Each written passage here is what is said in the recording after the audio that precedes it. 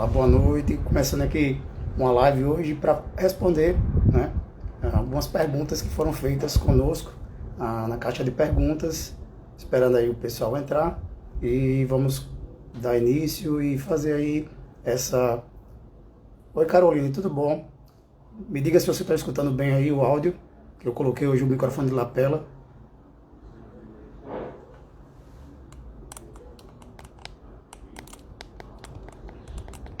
Dá um joinha pra mim se vocês estão escutando. Tá todo mundo escutando bem? Ou eu troco?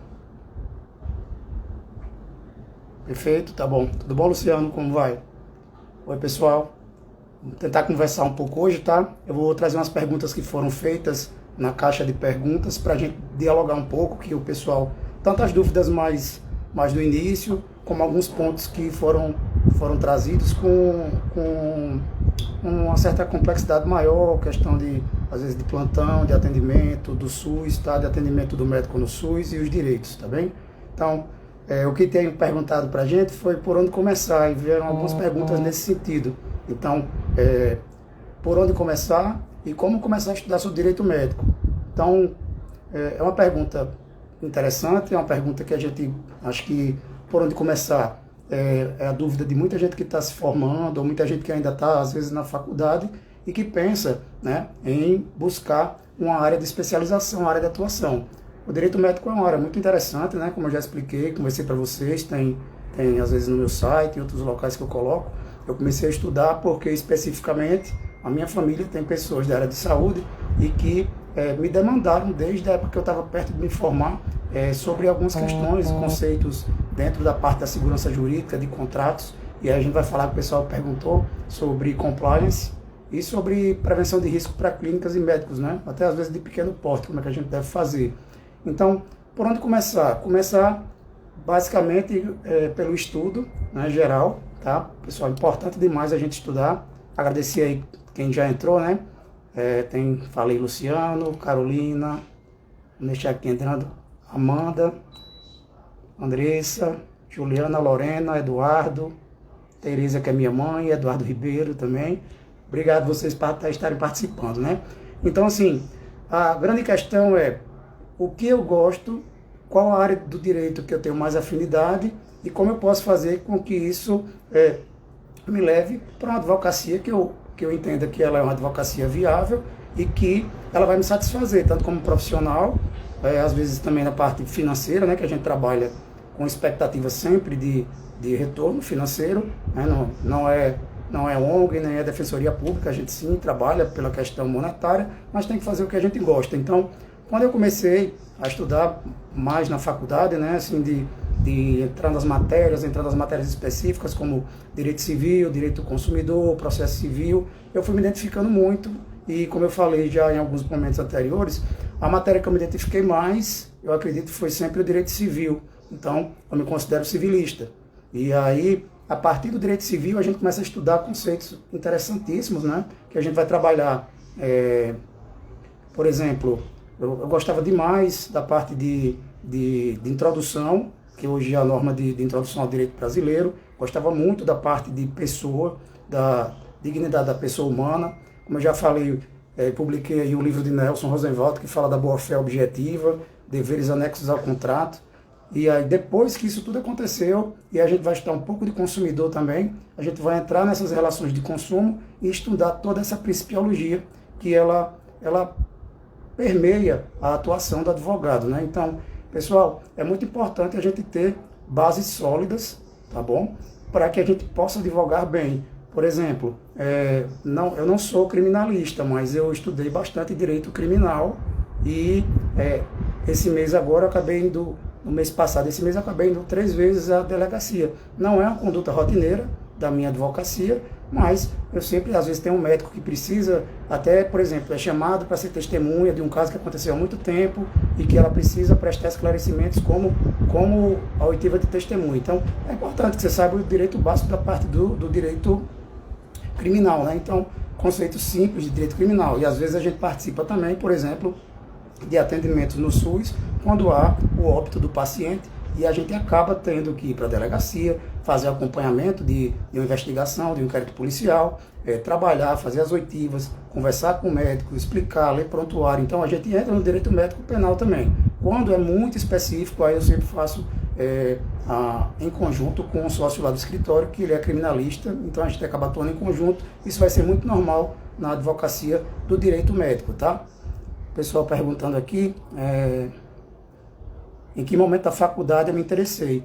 Mas, como eu disse aqui, eu comecei a estudar muito quando a gente entrou nas matérias mais interessantes, que eu gostava mais, que é direito civil, né? E aí a gente começou, naquela época eu estudava com um colega meu, inclusive ele é criminalista, a gente estudava muito em conjunto, e perto do último ano da faculdade, eu me formei, acabei em 2001, então em 2000 inteiro eu já comecei a estudar paralelo para as matérias todas, né, que tinham, e as principais, vou ter que estudar direito constitucional, porque é base, né, do nosso ordenamento, e qualquer pessoa que se preze para fazer qualquer tipo de atuação em qualquer área precisa saber de constitucional. Então eu vou ter que estudar tudo isso, e sempre estudava alguma coisa de direito da saúde.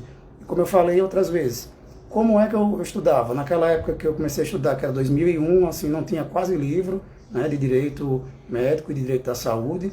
Como eu digo sempre, tinha os livros do professor Miguel Kfouri, tinha os livros da professora Hildegard, e tinha os livros do professor Genival Veloso de França, que é aqui da Paraíba, né, meu vizinho de estado, e foram as pessoas que acabaram me dando esse primeiro momento de contato com o direito da saúde. Em conjunto com isso, eu sempre estudei os acórdãos do STJ, né, que tinha uma matéria, e eu já falei na época que tinha um ministro, que era Rui Rosado Aguiar, né, que hoje ele advoga, mas era um ministro que, na época, ele tinha um número maior de acórdãos sobre a área, sobre matéria da saúde. Inclusive, ele tinha um texto que era sobre direito médico e da saúde, e era disponível na biblioteca da BDJU. Eu tenho até hoje, naquela época me ajudou bastante. E aí eu comecei, nessa época, a fazer muita parte de escrever também. Então, eu lia, escrevia e ia fazendo essa compilação de assuntos. E depois a gente começou a estudar mais, participar dos casos, né?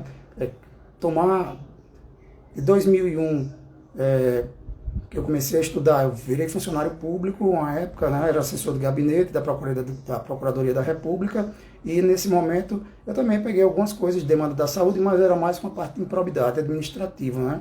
Então passei esse tempo estudando e continuei escrevendo na área, e depois, quando eu voltei para Natal, depois de 5 anos, eu vim e resolvi, voltei para advogado de verdade, né? E a gente acabou se dedicando mais ainda, buscando essa parte de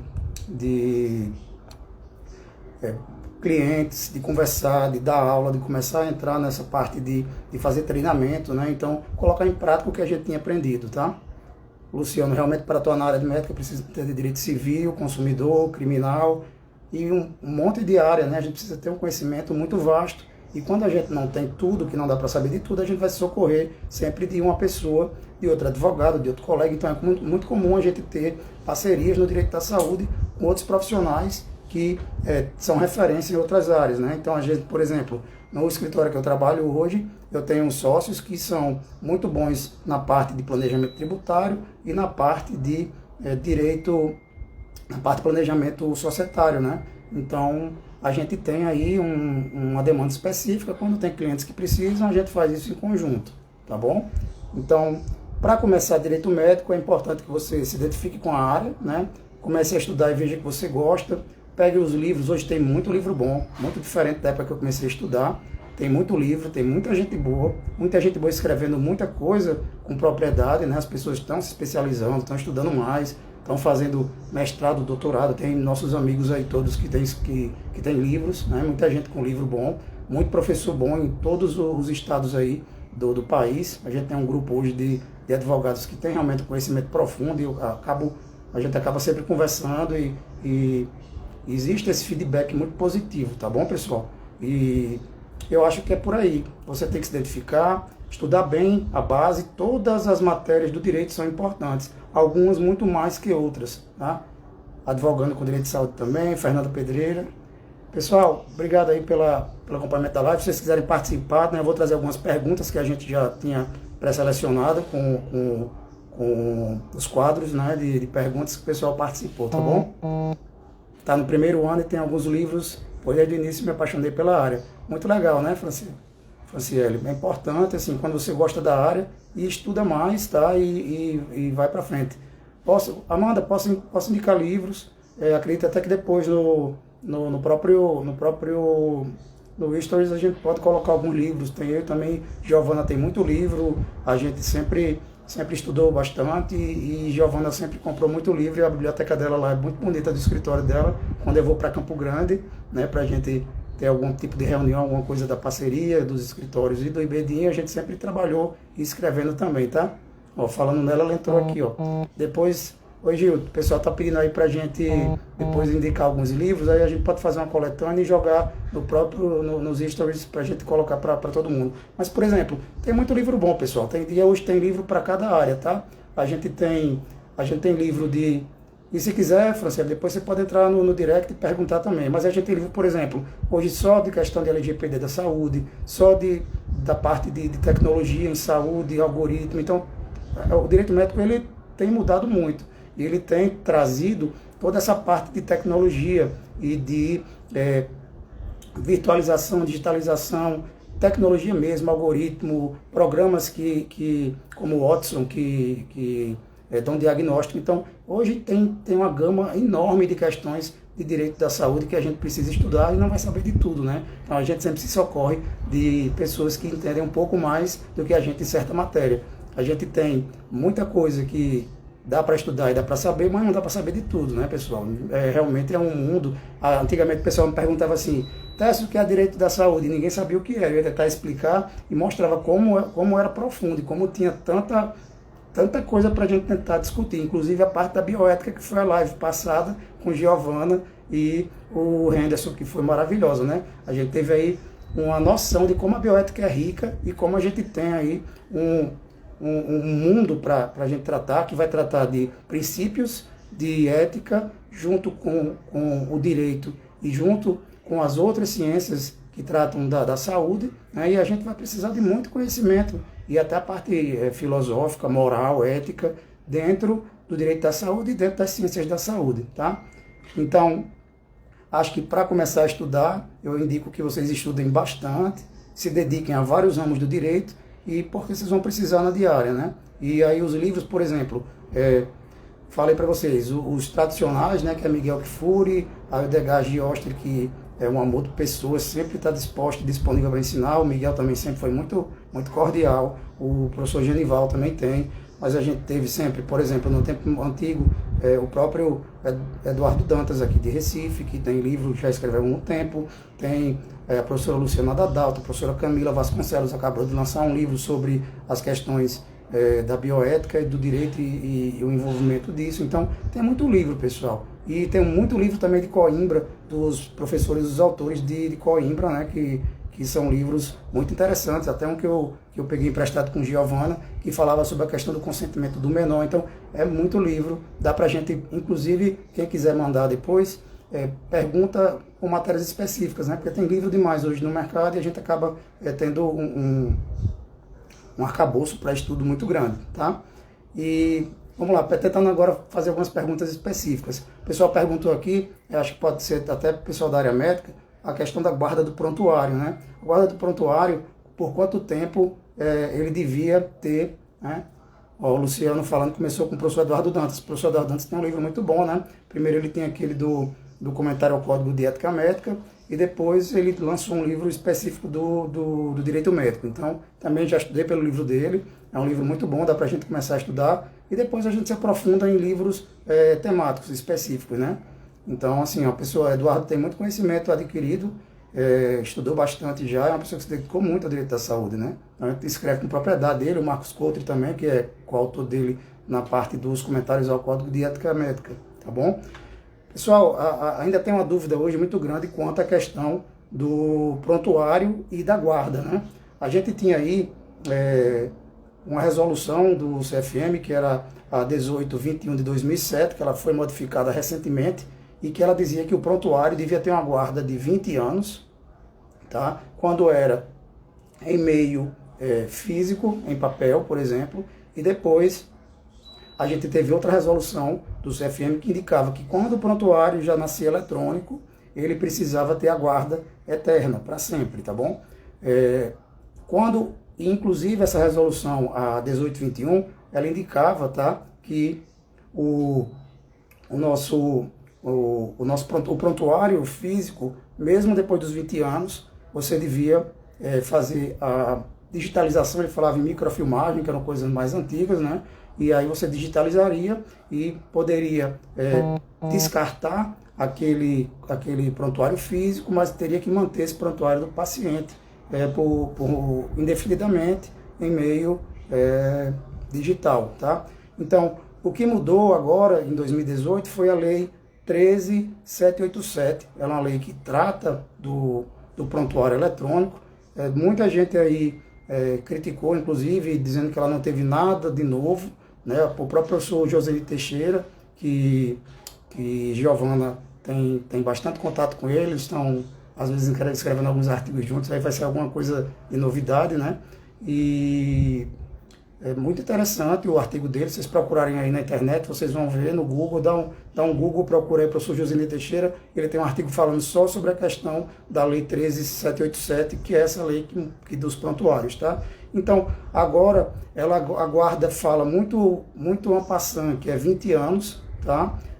Para qualquer tipo de prontuário. E aí, no artigo 6º, ele diz lá que após esse período, e outra coisa importante, que foi a questão da criação do Comitê de Revisão de Prontuários. Então, em tese, toda instituição de saúde, clínicas, hospitais, e independente do tamanho, precisaria ter uma comissão de revisão de prontuário. Então, você, depois de 20 anos, você pode submeter essa comissão e a partir daí a comissão vai dizer se pode ser descartado ou não, porque tem documentos médicos, como o prontuário do paciente, que podem ser peças fundamentais para estudo e para pesquisa. Então, às vezes o comitê vai dizer que não pode haver esse descarte, né, desse material.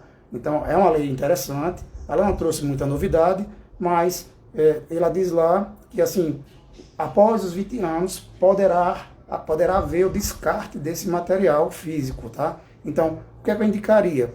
Pela parte de cuidado, a gente usando, sim, do bom senso e da questão de direito médico preventivo, para evitar uma demanda, que um paciente, um familiar depois venha buscar esse prontuário junto à instituição, que você, se for fazer o descarte, submeta à comissão de prontuário, de revisão de prontuário, e digitalize e guarde isso num banco de dados. E aí vem a grande questão hoje, que a gente precisa conversar um pouco, que é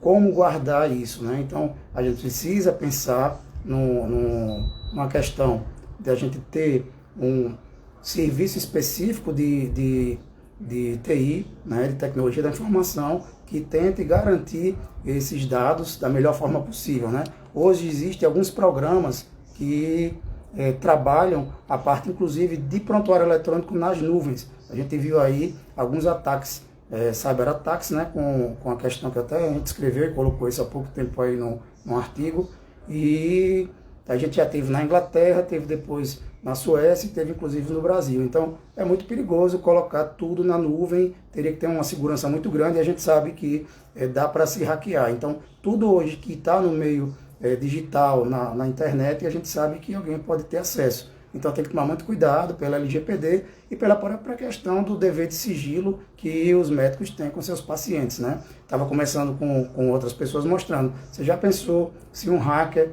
invade um sistema de prontuário eletrônico que está na nuvem, por exemplo, ou do Sírio-Libanês, ou do Einstein, ou da Beneficência Portuguesa, e vazam dados aí de pessoas que têm relevância, ou seja, até mesmo políticos ou celebridades dos políticos. A gente teria aí muita coisa, inclusive o pessoal pedir resgate. Esse último caso que teve fora foi bem sério, jogaram na Deep Web, inclusive, mais de 300 prontuários de pacientes, então, e pedindo um resgate aí de 2,9 milhões de bitcoins. Então, é uma coisa séria, a gente precisa pensar como é que a gente vai evoluir, né, nesse mundo virtual, nesse mundo novo de tecnologia, para tentar resguardar o sigilo e a questão dos dados sensíveis desses pacientes, tá bom?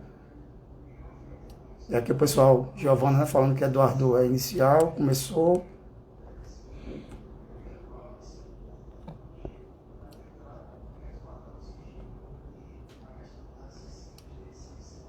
Tá, a Luciano falando que tá vendo o curso do IBDIM, que é excelente, que aprofunda. A gente tentou aprofundar bastante coisa, né, para o período do curso, né?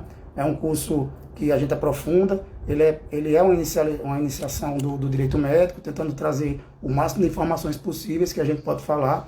E falta ainda vários cursos que a gente está planejando, né? Mas a gente sim, em breve vai trazer para vocês, tá? Denise, tudo bom? Fernanda, de novo. Pessoal, então passando aqui. Então, assim, nessa parte do prontuário, eu acredito que a gente deve manter o entendimento. Existe a resolução 1821 de 2007, que ela foi alterada agora em 2018, depois dessa lei que eu falei para vocês, que trata do prontuário médico. Uma lei, ela tem uma força normativa maior do que a resolução do Conselho, né? Então o Conselho acabou tendo que se adaptar a essa lei. Dê uma lida depois, tá bom? Nessa lei, e acho que vocês precisam ler, e a resolução alterada do CFM, tá? Que é essa 13787, que ela vai ter alteração em 2018. Então é importante. Outra pergunta que fizeram, que eu acho bem legal, uma matéria, inclusive, que eu gosto muito, é a parte de danos, né? E da parte de danos patrimoniais e danos extrapatrimoniais, que são os danos morais. E alguém perguntou lá na caixinha para a gente falar qual era a diferença do dano moral e do dano existencial, né? Então, basicamente, a gente tem na Constituição, né, lá como fundamento, a dignidade da pessoa humana. Então, o dano moral seria um dano que viola a dignidade da pessoa e, basicamente, os direitos da personalidade, como a gente falou. No artigo, no Código Civil, a gente tem aí toda essa parte de personalidade e de proteção à personalidade em alguns artigos do Código, né? Tem o artigo 21, 23 e, se eu não me engano, também no 19. Então, é importante a gente entender essa parte, né? O dano moral, ele é um dano que, basicamente, ele viola o direito da personalidade do ser humano, né? Que é garantido constitucionalmente, a integridade psicofísica, a honra, né? A imagem, a boa fama. Isso tudo pode repercutir e causar um dano moral, certo? Já o dano existencial, ele foi uma teoria que advém de dois momentos. Tem na Itália, tá certo? Quando se reconheceu a primeira vez essa questão do direito à reparação do dano existencial, foi uma sentença que, se vocês quiserem anotar, é a 7.713, tá? E foi em 2000, né? Que ela tratando o dano como uma espécie de dano extrapatrimonial, mas ela admitiu que esse dano, ele era uma nova espécie indenizável, tá? Chamaram de dano biológico. Então, assim, é um dano também a direitos fundamentais, a própria questão da dignidade do ser humano, só que ele é um dano mais grave, mais severo, é um dano que implica, inclusive, na sua determinação, autodeterminação como ser humano. Quem trabalhou muito bem esse tema foi o professor Carlos Cesarego, que eu falo sobre ele, que é um professor peruano. Infelizmente ele morreu no ano passado, e ele tratava muito bem desse tema. Tem livro, tem artigo, se vocês procurarem no YouTube, tem vídeos dele ensinando sobre o dano existencial, e é muito interessante que ele falava que essa categoria de dano, que seria o dano existencial, ela afeta a liberdade do indivíduo, tá? O seu próprio ser, então a sua essência, a pessoa como essência, né? A parte da decisão, às vezes o dano existencial ele vai macular, ele vai violar o poder de decisão do ser humano, tá? E a questão da livre escolha para concretização de um projeto de vida. O professor Cesarego falava em espanhol que era dano ao projeto de vida. Então, era o dano ao projeto de vida ou dano existencial, como veio para o Brasil. E é muito interessante essa parte dele, tá? Deixa eu ver aqui, Giovana. É mais elevado que o dano moral. Não? Gil, é um dano mais grave, porque, como eu falei, ele vai tocar a própria questão do seu ser, da sua integridade como ser humano, né? E a parte de livre escolha e concretização do projeto de vida. Então, por exemplo, teve um caso que eu conto sempre, que eu peguei, porque foi muito sério, e aí eu sempre uso como exemplo, porque ele foi assim, um dos mais graves que eu já vi como dano existencial. Foi um bisturi elétrico numa unidade de saúde no interior que apresentou defeito e ele queimou o pênis de uma criança que foi no procedimento de postectomia, que é aquela questão de tirar o prepúcio. Então, assim, como queimou o pênis praticamente integral da criança, ele ficou urinando por meio de catéter, e aí a gente entra, por exemplo, qual foi o dano que ele sofreu?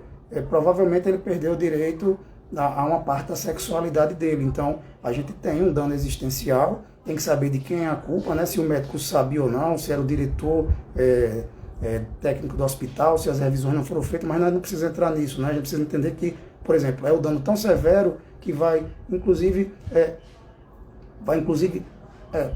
impedir que a pessoa se autodetermine sexualmente. Por exemplo, esse é um caso, tá? As indenizações, elas são separadas, existe o dano moral, existe, por exemplo, o dano estético, que é uma categoria independente, e existe também, hoje, o dano existencial, que vem sendo aceito nos tribunais pátrios, tá? Essa violação afetou eternamente essa criança, né? Como ser humano, na hora que ela entrar na fase da sexualidade, ela teria aí uma violação para o resto da vida e ela perde um direito à sexualidade, que é um dos direitos que nós temos como seres humanos também, tá bom? Então, assim, são danos bem graves, bem severos, né?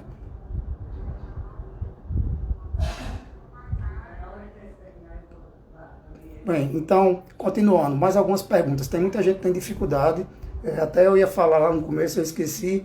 Agora, aproveitando a pergunta, fizeram aqui, meu filho tem transtorno espectro autista e houve negativo dos tratamentos multidisciplinares, o que fazer? Então, aqui pode ser alguém que é advogado, alguém que segue a gente, né, no Instagram, que é cliente ou que tem interesse na matéria.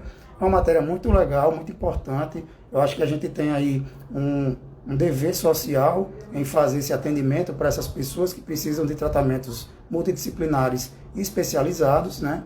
E o que é que eu posso deixar aqui? Inclusive, teve um caso na semana passada que eu achei bem engraçado.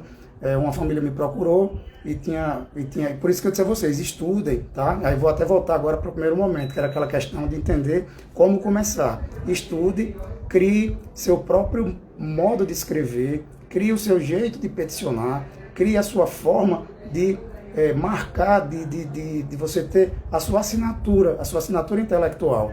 Nesse começo da semana passada, eu fui contatado por uma família que veio para o meu escritório, né, porque tinha um advogado anterior e não tinham se adaptado a ela. E houve aí, inclusive, a juíza teve uma decisão bem complexa, que não foi de acordo com o que a gente tem nos tribunais, né, nem no tribunal aqui do meu estado.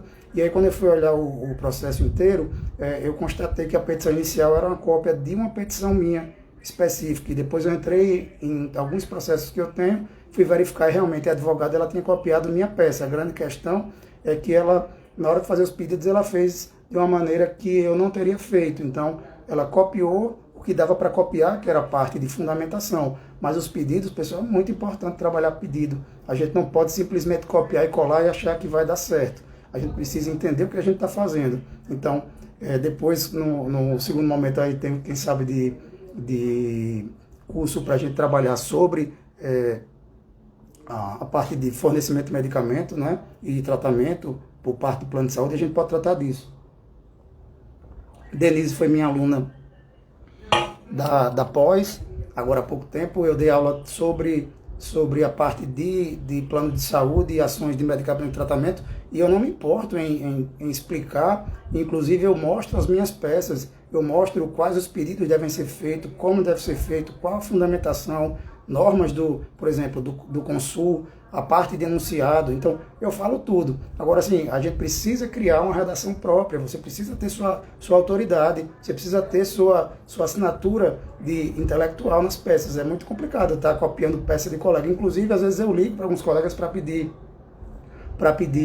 conselho, eu não peço a peça, né? E a gente às vezes trabalha até em conjunto, mas você precisa saber o que você está pedindo. Não adianta copiar e colar, vocês vão sofrer. Inclusive nesse caso específico, eu tive que fazer o agravo de instrumento, né, de última hora, agora já chegaram quase no último dia, fiz o agravo, consegui fundamentar inteiro, protocolizei na sexta e estava aguardando hoje a decisão. Mas assim, fiz um agravo, tive que tentar reverter o que tinha sido feito naquele momento, tá bom?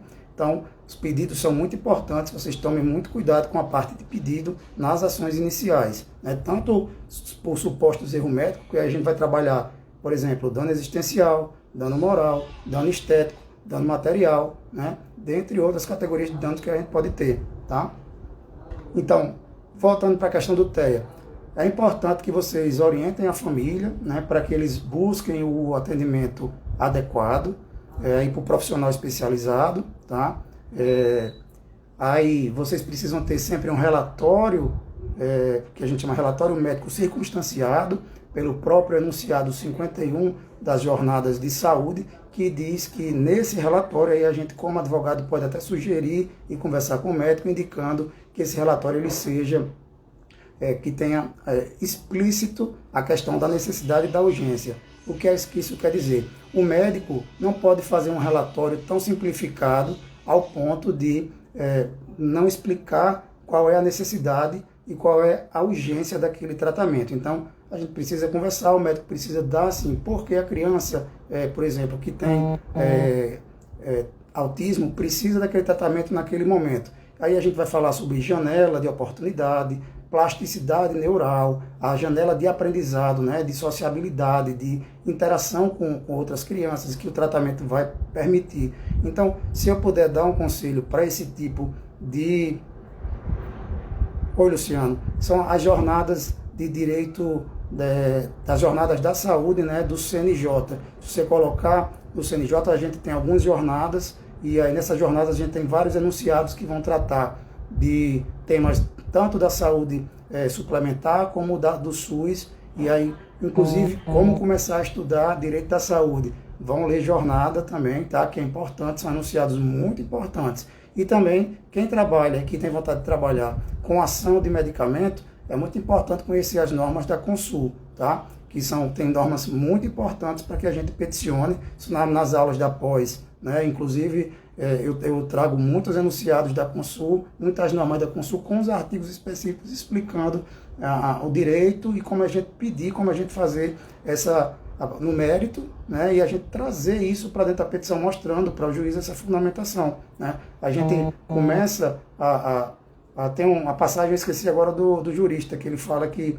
o juiz tem que ser muito sutil ao argumentar, mas ao ponto de que o próprio magistrado entenda que aquela argumentação é dele. Então a gente tem que incutir na cabeça do julgador, né, exatamente esse direito, e a gente vai construindo, formatando uma peça que a gente traga todo o arcabouço normativo, de acórdãos, doutrinário, que a gente traga isso para mostrar que aquele direito é um direito que ele deve ser garantido pelo Estado por meio da decisão do Estado juiz, tá?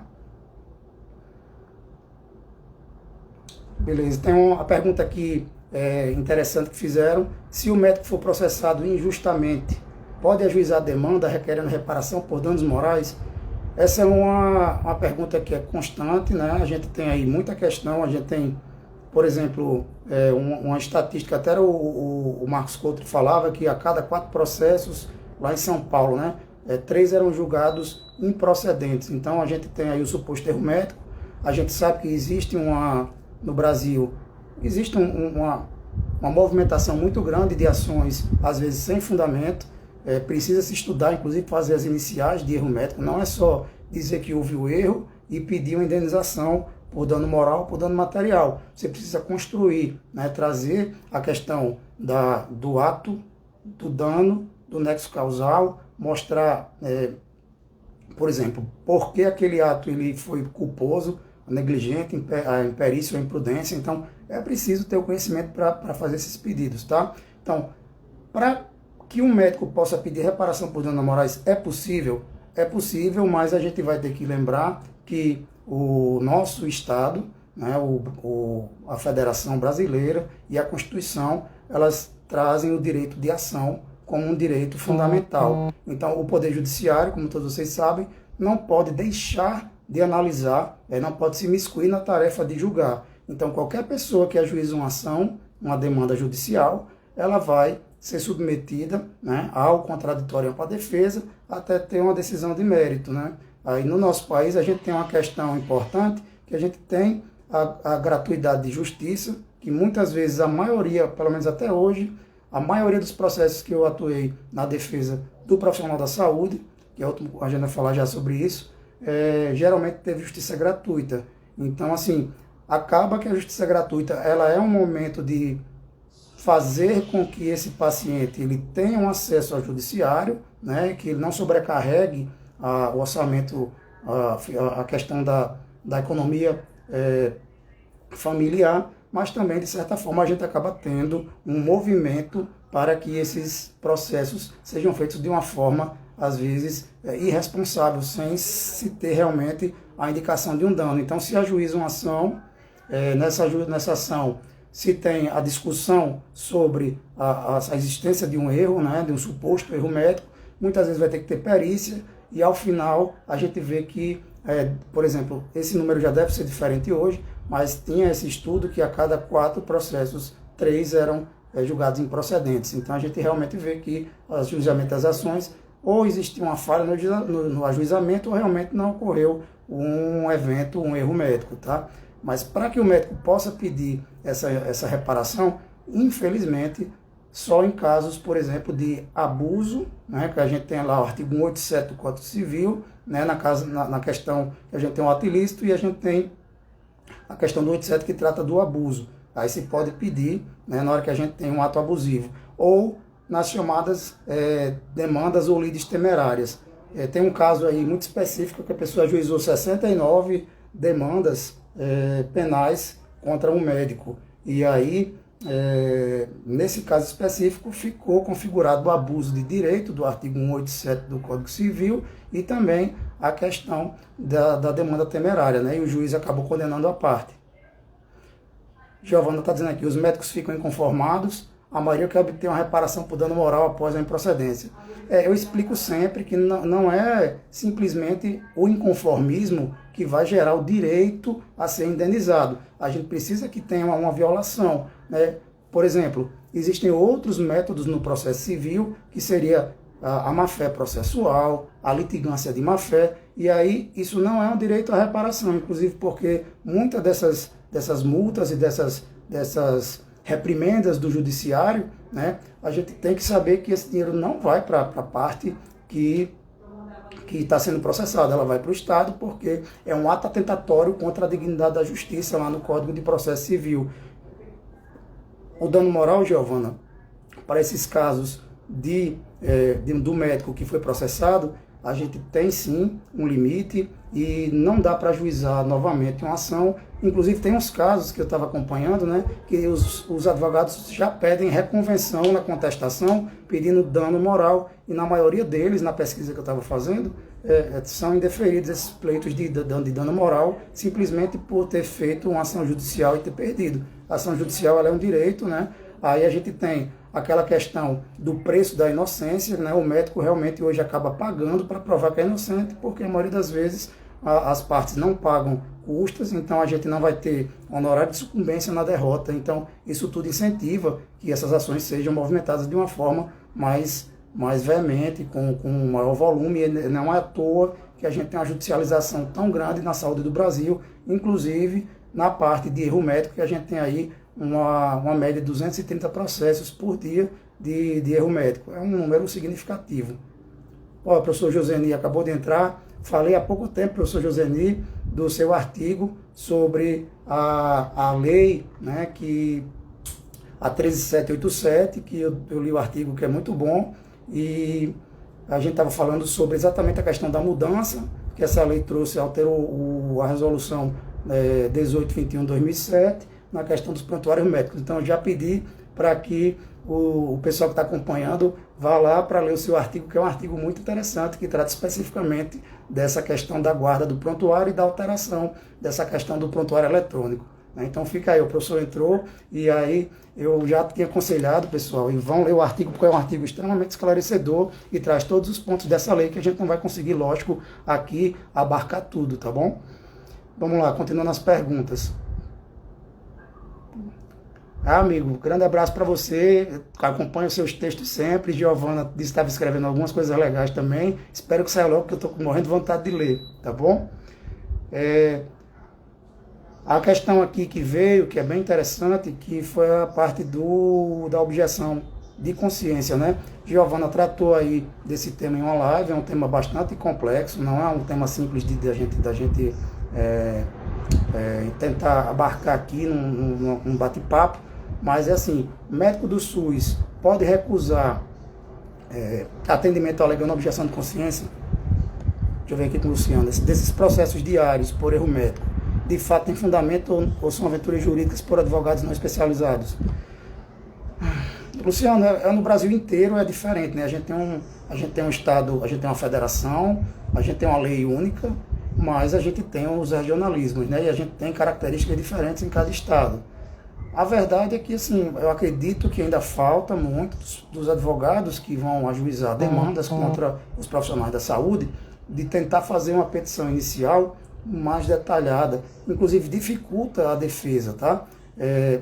O que é que acontece hoje? Quando a gente vai fazer uma defesa para um profissional da saúde por um suposto evento danoso decorrente de culpa, eu precisaria que a inicial trouxesse especificamente os fatos e os pontos controvertidos, até para que a gente possa trabalhar isso no momento da instrução processual, no momento da prova, a prova que eu vou juntar, né? Pedir ou não a parte de perícia.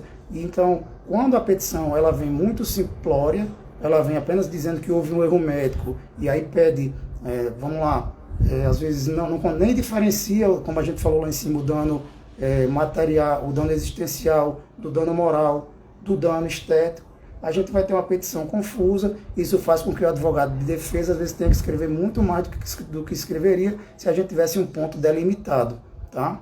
Então, infelizmente a gente precisa que as pessoas estudem mais para que façam essas petições de uma forma mais bem elaborada, específica, até dando chance do contraditório da ampla defesa, porque às vezes ele tem que falar demais, as petições e as contestações ficam muito grandes e isso cansa o magistrado também. Amanda, vou falar já sobre a questão da prova pericial e do assistente técnico, espero que dê tempo, né? Vamos correr aqui nas perguntas, tá? Então, continuando, de nada. Continuando aqui, né? Só a questão da parte de objeção de consciência. Eu vou tentar ser mais rápido um pouco, porque eu vi aqui que a gente tem um adiantado da hora e passa muito rápido, né? A objeção de consciência é um direito, né, do médico manter uma posição do paciente, na qual ele não concorda com algum tipo de posicionamento do paciente, né, de imposição contrário à sua consciência. E a sua consciência, a sua autonomia como médico, né? Tem algumas circunstâncias que o médico realmente ele pode realizar essa objeção de consciência, né? Por exemplo, na relação da quebra da relação paciente-médico, médico-paciente, né? Você pode ter sim uma objeção de consciência e ela está prevista especificamente na resolução, né, do 2217, né, que é o Código de Ética, que ela dispõe lá, o médico exercerá sua profissão com autonomia, não sendo obrigado a prestar serviços que contrariem os ditames de sua consciência ou a quem não deseje. Então, mas assim, a quem não deseja é muito subjetivo, né? Então a gente precisa ter um cuidado. Então, basicamente eu separei aqui 3 argumentos que a gente pode utilizar na questão da objeção de consciência, que é, primeiro, a objeção de consciência não deve acontecer quando existe risco muito grave à vida, para que o paciente possa morrer. Então, urgência e emergência geralmente não pode ter objeção de consciência, tá? Tratar de único médico responsável, aí seja no sistema do Sistema Único de Saúde ou na saúde suplementar, por exemplo, e a recusa prejudique de alguma forma a saúde do paciente, que a gente vai entrar na questão específica dos princípios da bioética, que a gente não vai ter lá no maleficência, né? E a beneficência, que a gente precisa respeitar, e o médico precisa respeitar, tá? Então, a grande questão no SUS, a objeção de consciência ela é um pouco mais difícil, né? Inclusive eu estava falando sobre isso com Giovana. Por quê? Porque a gente encontra a gente geralmente tem um serviço que é precarizado, principalmente no interior, e esse serviço muitas vezes não tem outro médico que possa substituir aquele. O que é que deve acontecer? Se eu vou fazer objeção de consciência por algum tipo de entendimento, por exemplo, aborto, alguma coisa séria, por exemplo, a gente não pode ter discriminação no serviço público também, você não pode discriminar as pessoas, então, com muito cuidado quando for orientar os médicos sobre isso, né? E o que é que a gente deve ter em mente? Não pode deixar esse paciente na mão, ele precisa ter o atendimento. Se não tiver outro médico no serviço, ou for um serviço muito longe, que cause um transtorno muito grande para o paciente, o médico vai ter que acabar atendendo, mesmo contra essa suposta entendimento ético e moral dele, tá bem? Teve aquele caso recentemente da questão do aborto, de uma mulher que tinha sido estuprada, e isso gerou uma repercussão, e é um assunto da bioética, né? O que é que eu sugeriria? Geralmente o profissional precisa comunicar o paciente por escrito da recusa, né, por causa da objeção de consciência, para registrar e deixar isso realmente de uma forma a termo, por escrito. Deve informar a decisão, geralmente ao técnico da instituição, ao diretor técnico da instituição, né, para poder informar esse superior hierárquico e, além de tudo, tá, descrever os fatos no prontuário do paciente e tem que garantir a continuidade do atendimento. Então, a gente tem até no Código de Ética Médica a situação de que esse médico vai ter que fazer um relatório para passar, né, esse paciente para outro médico que vai fazer o atendimento. Então, isso é muito importante, tudo isso, tá? Uma pergunta aqui de Franciele. Quando o negócio jurídico é celebrado sob estado de perigo, o cliente pode solicitar a revisão do contrato? É um assunto bem específico, né?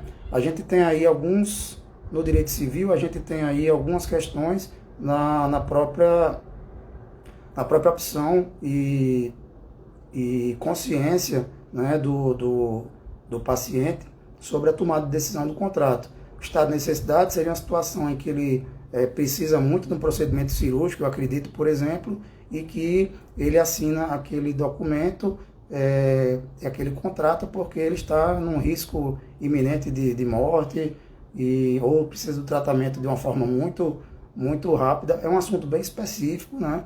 Confesso a você que eu gostaria de ler mais para poder dar um posicionamento concreto sobre isso, né? A gente não acredita que não vai ter tempo de fazer isso nesse momento, mas eu fico à disposição, tá bom? Exatamente, Giovanni. Também acredito, concordo com você. As recusas discriminatórias são complicadíssimas. Teve uma médica lá no Rio Grande do Sul, que foi um caso que saiu aí no país inteiro, que ela não atendeu porque disse que a pessoa era de um determinado partido político, né? Então, essa é uma recusa que realmente ela não tem nenhum fundamento e pode gerar, inclusive, indenização. E muito cuidado também com as questões de injúria de conteúdo racista também, né? Então, assim, pode inclusive gerar um crime muito mais sério do que a gente pode imaginar, tá bom? Então, eu recomendo que seja orientado e que tenha bastante cuidado, tá? Vamos lá, tentar responder o resto das perguntas.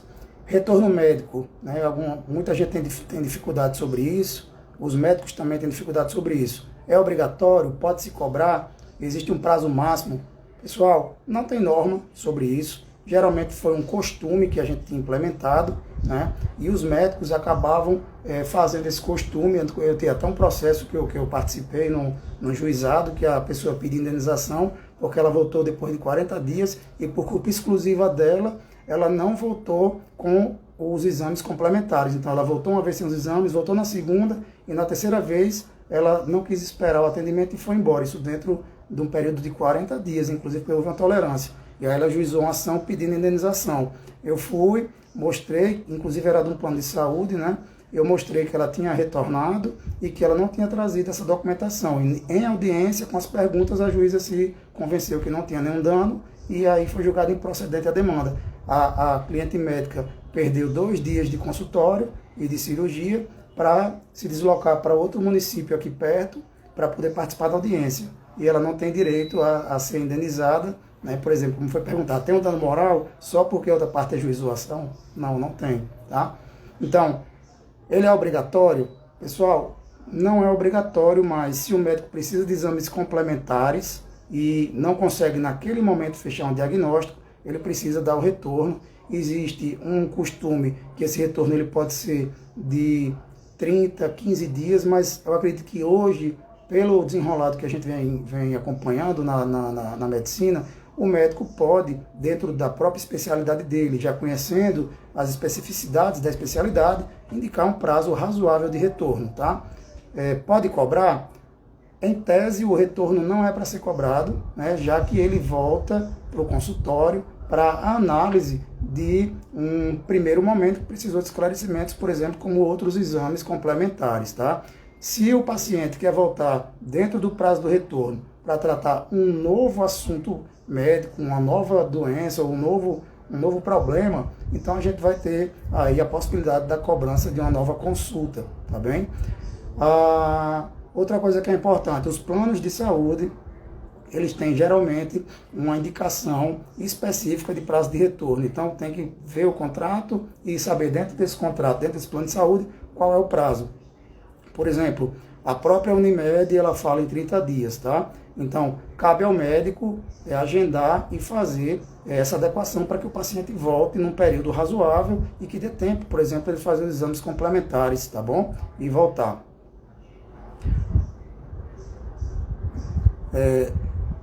Mesmo se passar dos 30 dias, aí depende, é o que a gente está falando. Por exemplo, nos planos de saúde tem esse prazo de 30 dias, se passar dos 30 dias e o médico não deu causa que o paciente não retorne com os exames complementares que ele pediu, tá? A gente teria sim, provavelmente já uma hipótese de haver uma nova cobrança.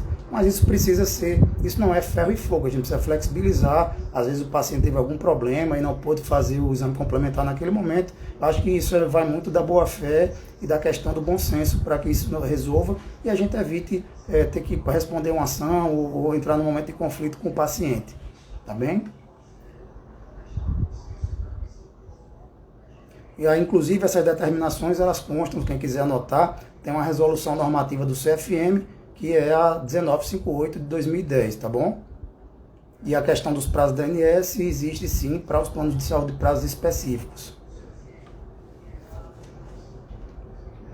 Pessoal, perguntaram pra gente se dá para advogar para médico e para paciente. Aí eu não sei como foi colocado, colocou assim, eles não sendo inimigos pessoais.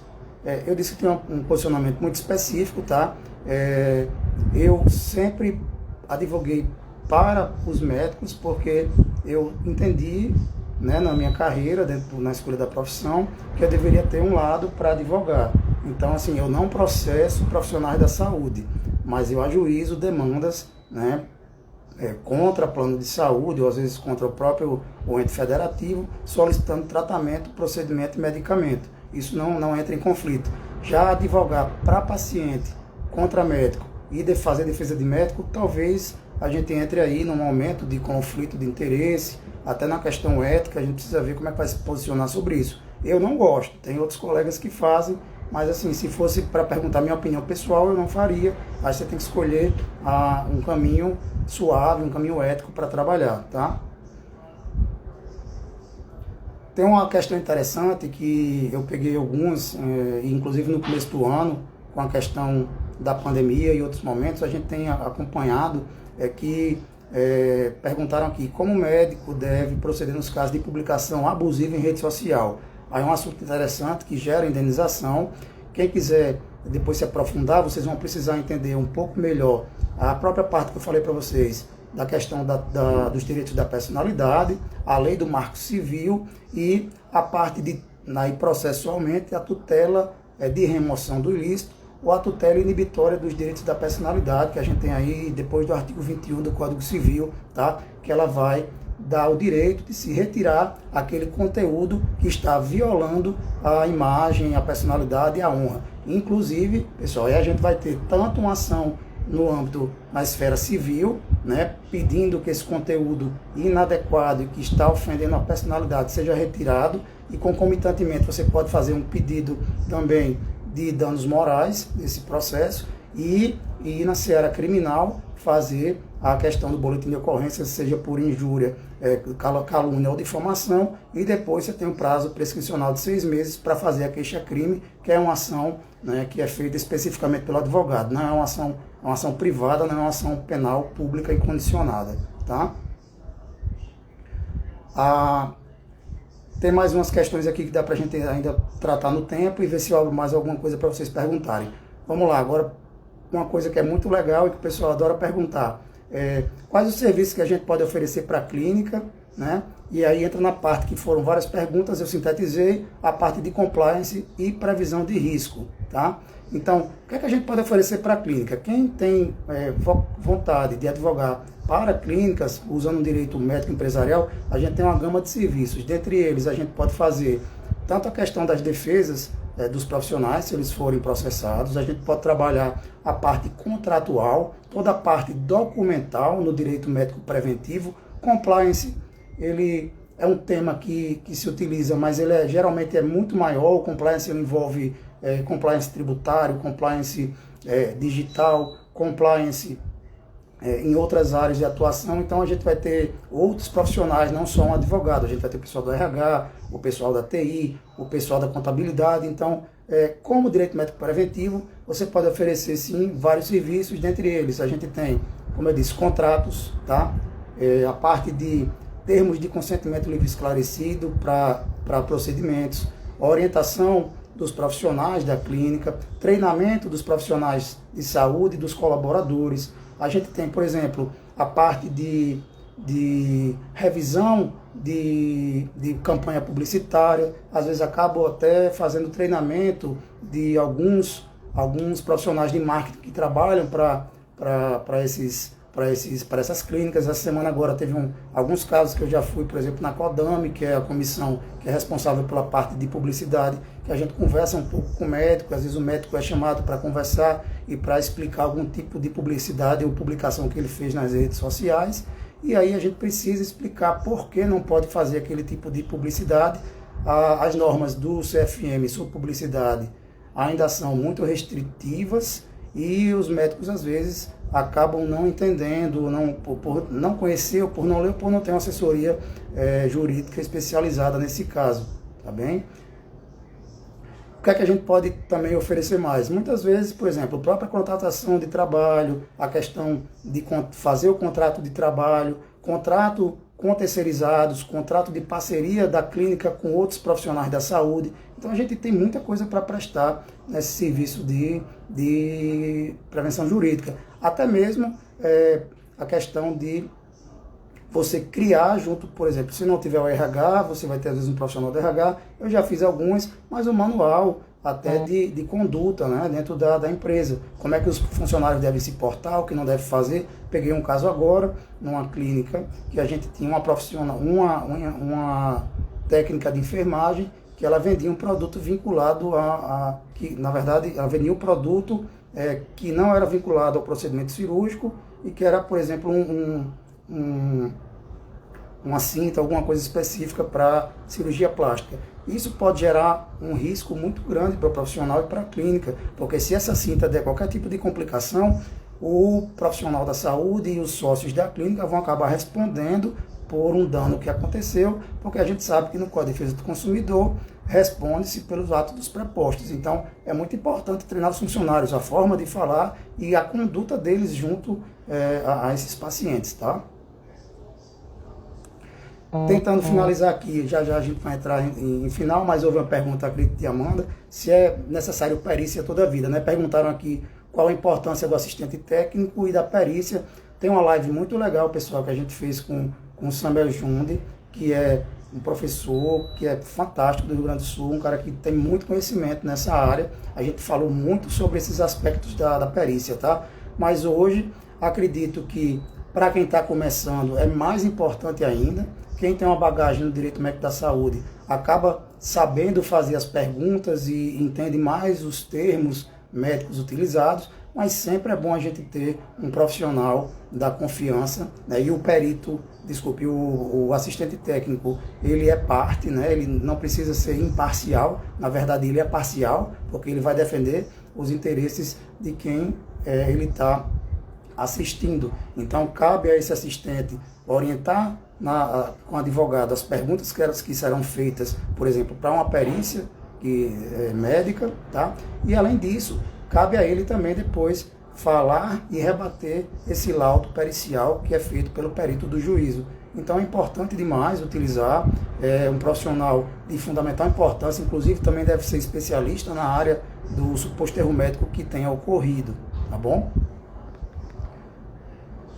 Advocacia em favor dos pacientes. Eu falei um pouco no começo, a questão que a gente precisa entender muito, tem que estudar, você precisa ter uma bagagem de direito do consumidor, da questão das normas da ANS, dos planos de saúde, entender bem a Lei 9656, tá? E aí é um estudo à parte para que você consiga fazer essas petições bem feitas e você consiga pleitear e saber fazer os pedidos adequados, tá? Para garantir o direito dos pacientes. Uma coisa muito importante que eu trabalho nas aulas, lá na pós também, às vezes até, por exemplo, um pedido de conversão daquela tutela de urgência em perdas e danos. Às vezes o paciente precisa comprar o medicamento, por exemplo, antes da concessão da tutela. Se você não pedir essa conversão de perdas e danos do CPC, você não vai poder trazer aquele valor para um reembolso no final do processo. Então tem muita parte técnica do processo civil que a gente precisa ter um conhecimento mais aprofundado para ajudar exatamente no momento do peticionamento. E pessoal, de verdade, que eu falei no começo da live, os pedidos são fundamentais. O advogado que sabe fazer os pedidos de uma forma coerente, de uma forma bem embasada, e lembrando sempre das possibilidades dos pedidos alternativos sucessivos, a gente vai dar ao cliente da gente uma maior chance de ter sucesso na ação, tá bom? Olá, Felipe, meu amigo, tudo bom? Obrigado por entrar. Felipe aí, ó, que trabalhou comigo na live sobre documentos médicos, a gente tá falando um pouco hoje, teve uma live bem legal com ele, quem quiser ainda tá disponível aqui no meu Instagram, tá, pessoal? Que é o Tertes Rebelo, tem uma questão bem legal lá, tá bom? Pessoal, tem uma pergunta aqui que é interessante, e acho que com ela a gente pode encerrar, e eu vou abrir um pouquinho para pergunta, a gente tá quase acabando, tá? O pessoal perguntou aqui, o que é que eu penso sobre seguro de responsabilidade profissional? O RCP para os profissionais da saúde, eu acho que é muito interessante, faz um bom tempo que a gente tem discutido isso com os médicos, a gente tem aumentado esse volume de ações contra médicos e é uma forma de proteção do patrimônio, né? Por um tempo, as sociedades de especialidades e o próprio CFM indicavam que não era adequado fazer seguro porque aumentaria o número de processos, porque na hora que o juiz descobrisse ou a parte descobrisse que o médico tinha seguro, isso aumentaria a judicialização, inclusive o valor das indenizações. Eu acho que esse argumento é um argumento que não é um argumento plausível para um cenário atual que a gente tem de contratos, de responsabilidade civil. Eu acredito que o seguro ele é uma opção muito interessante. O médico ou profissional de saúde deve pegar essa pólice, deve estudar, fazer as cotações, inclusive muitas vezes levar para o advogado para que ele entenda se aquela pólice ela tem muitas cláusulas que vão restringir uma indenização no futuro. Isso é muito importante que vocês passem para os seus clientes, que a gente entenda se aquela pólice ela realmente vai dar a retaguarda que o profissional quer no momento em que ocorrer, por exemplo, um dever de indenizar, tá? Pessoal, acho que a gente já está agora finalizando. Queria aqui agradecer a vocês e saber se vocês têm alguma pergunta. Eu sei que o tempo voa. Tinha mais perguntas, tá bom? Algumas coisas aqui, inclusive sobre a parte de tratamento contraceptivo, direito reprodutivo. É muita coisa e a gente não consegue abarcar isso em uma hora, né? A gente precisa geralmente de mais tempo, tá? Alguém tem mais algum questionamento para que eu possa responder enquanto a gente tem esses segundinhos aí do resto da live? Fico muito feliz com todos, com a participação, com as perguntas que nos foram enviadas, e dizer que é uma satisfação. Quem tiver qualquer dúvida, fique à vontade, entre no direct aí, conversa comigo, vou ter o maior prazer de tentar ajudar, né, no que for possível. Que cabe a gente compartilhar conhecimento, a gente ganha em dobro, né, sempre que a gente faz esse compartilhamento. Espero ter ajudado, foram questões de natureza diversas, né, vários assuntos de direito médico, mas a gente trazendo aí esse geral, um panorama do cenário que a gente pode contribuir com vocês. Assim, tem uma prática que a gente já faz há muito tempo. Agradecer, professor Joseni, dando parabéns. William, Flávio, obrigado, meus amigos. Então, vamos ficando por aqui. Espero, já na próxima semana, acredito que a gente vai ter mais algumas lives. Giovana ou eu vamos fazer uma live na quarta, tá dependendo só da confirmação de um professor. A gente quer falar sobre a parte de inovação e tecnologia na medicina e na saúde. É uma questão muito bacana, eu gosto muito, tá? Então, tem um convidado de peso, eu estou esperando ele me confirmar só para ver se quarta-feira a gente vai fazer essa live. E aí, se eu fizer essa na quarta, a Giovana vai fazer mais umas 2, e a gente vai fazer mais umas 3 lives na próxima semana, para trazer o direito médico e trazer para perto de vocês esse conhecimento tão legal, e tentando sempre agregar pessoas que têm muito conhecimento na área, né? Provavelmente até eu falei com o Felipe, que está aí, para a gente falar um pouco mais da parte dos documentos, que foi uma live que o pessoal gostou muito, e Felipe, ele é muito prático, então já estou convidando aqui, né, Felipe, para na próxima semana a gente fazer uma live, tá bom, amigo? Se você aceitar, a gente já faz essa live na próxima semana, mais uma vez falando sobre documentos, e a gente acabou fazendo os contratos e alguns termos de consentimento em conjunto nesse último mês. Foi ótima a troca de experiência, viu? Tá bom? Oi, Milena, tudo bom, amiga? Quero agradecer a vocês. Felipe, eu já convidei agora, provavelmente ele não vai poder recusar, né? Um convite ao vivo assim. Então na próxima semana eu já faço com ele. Oi, velha, tudo bom? Depois você assiste no IGTV. Já aceitou, Felipe? Beleza. Semana que vem a gente faz uma live sobre documentos, que é um tema super legal e que vai fazer parte do que vocês estavam perguntando hoje, tá bom? Então, obrigado a todos, um forte abraço. E aí, provavelmente amanhã a gente deve trazer. Valeu, Felipe, tá aceito. Vamos fazer essa live sobre documentos novamente. Vamos fazer uma live aí sobre essa parte de inovação e tecnologia e alguns outros assuntos. Semana que vem a gente vai ter nessa e na outra a gente vai ter aí mais umas lives interessantes. Giovana e eu vamos participar e outras pessoas, tá? Felipe é muito bom, né? Um grande amigo. O direito médico traz muita gente boa para a vida da gente como amigo e como profissional. Já troquei muita coisa, informação inclusive, e troca de conhecimento e fazer documento a 4 mãos, que é uma coisa fantástica, pessoal. A gente aprende muito, tá bom? Então, um abraço a todos, agradeço demais, obrigado, Milena, você dizendo, eu adoro vocês todos, a gente tem muita gente aí que é muito boa, que está participando, e essa troca sempre é muito legal, tá? Então, um abraço para vocês, e até quarta-feira que a gente vai ter live. Fiquem ligados, a gente deve colocar na programação do canal, tá bom? Um abraço a todos, boa noite, fiquem com Deus.